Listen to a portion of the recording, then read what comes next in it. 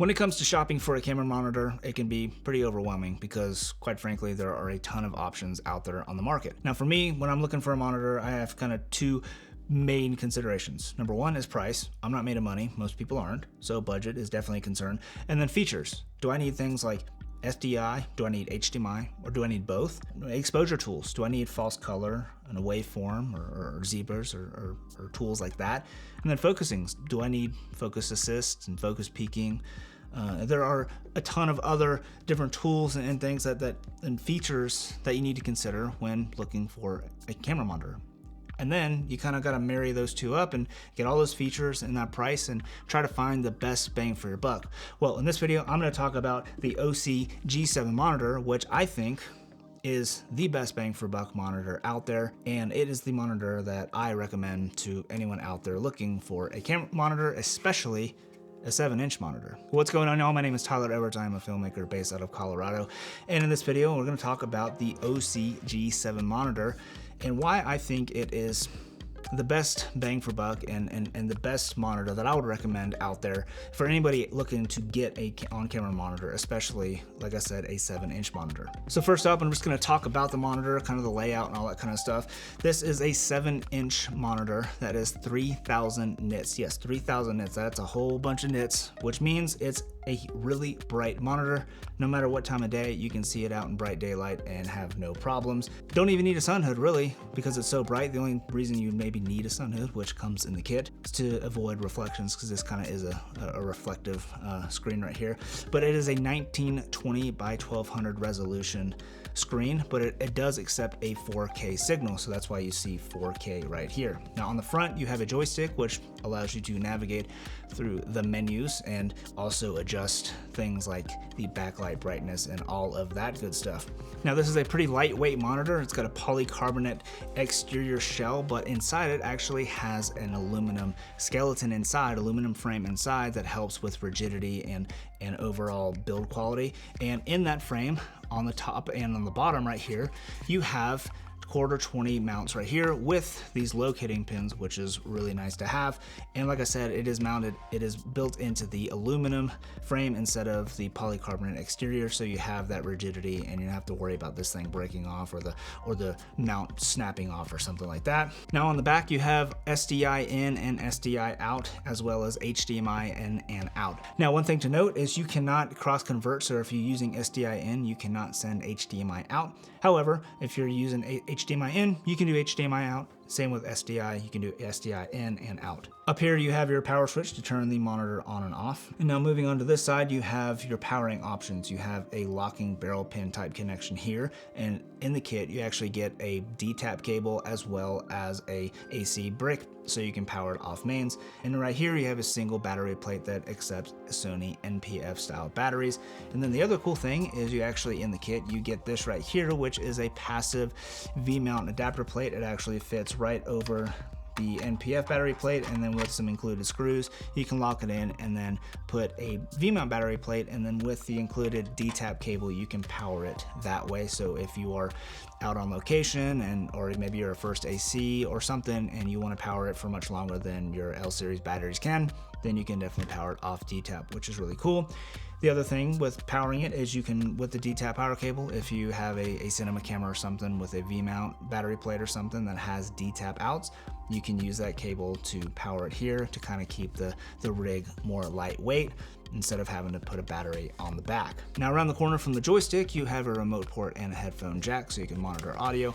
And then on this side, you have an SD card slot, which you can use to upload firmware as well as load custom lookup tables. Now the monitor itself ships inside this hard shell case, which is a really nice touch.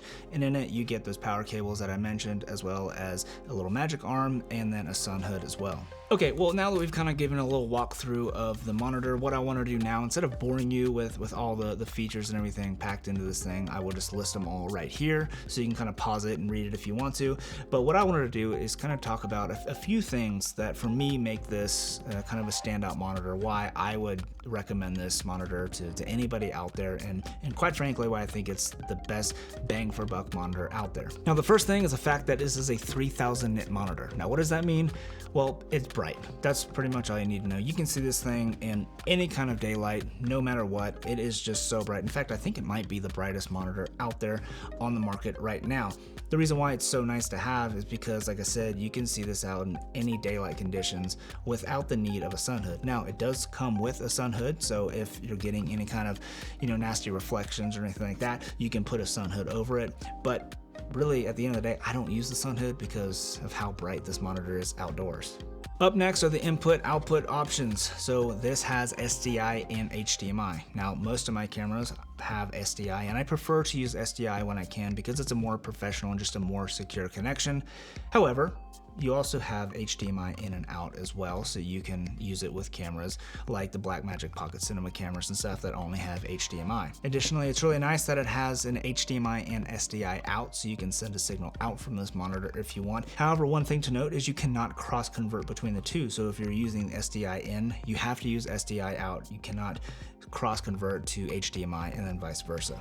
Next up is build quality of this monitor. Now, it is a very lightweight monitor thanks to its polycarbonate construction. However, inside it has an aluminum frame, which really helps with rigidity and also mounting. Now, more on with the aluminum frame in here, helping with rigidity. It has the 1/4 thread threaded into the aluminum as opposed to the plastic, and this really helps with camera mounts, so you know that it just kind of gives you a peace of mind that it's not going to snap off or something like that. Now, I have this monitor mount right here made by Andy Cine, and it has these locating pins right here, and the reason why I really like that is when you install it, you got it screwed in, you're never gonna have the issue of the threads backing out because you have these locating pins keeping it secure.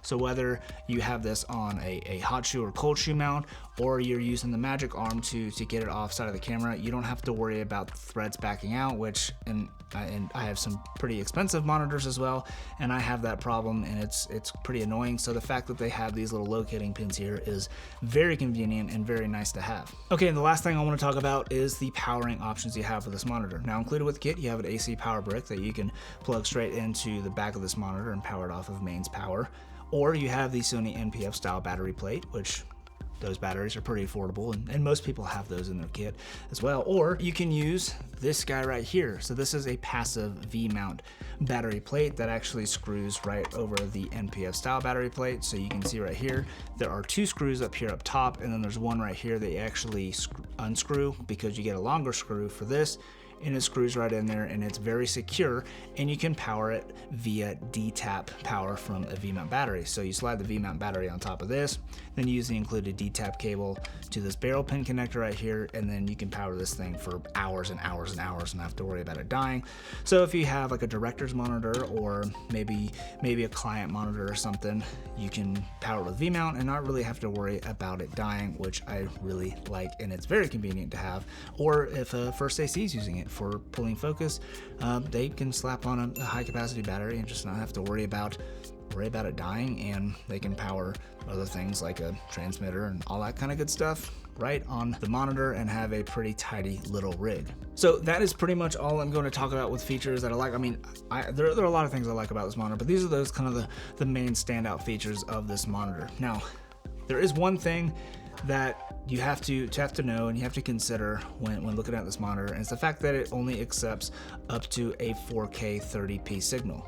Now, for some people that may be a deal breaker. For me, it's actually not been an issue at all because my camera, like the Blackmagic Ursa Mini Pro G2, sends out the project frame rate instead of the video frame rate over SDI. So I shoot in 24p almost exclusively, and because of that project frame rate, it's only sending out the project frame rate. It's not sending out the video frame rate. So even if I'm shooting at 300 frames per second, for example, I'm still able to view everything on this monitor, no problem, and I don't have the issue of needing to monitor in 4K 60. However, if you're shooting in 4K 60 and that's what your deliverable is, then that is something you need to consider, and this monitor just unfortunately will not work for you in that case. Well, anyways, that is pretty much all I'm going to talk about this monitor. It is a very, very good, very bright, very well built monitor that I highly recommend picking up and adding to your kit. It's a 7-inch monitor. 7-inch monitors are awesome. Once you use a 7-inch monitor, it's very, very hard to go back to a 5-inch monitor. Well, anyways, guys,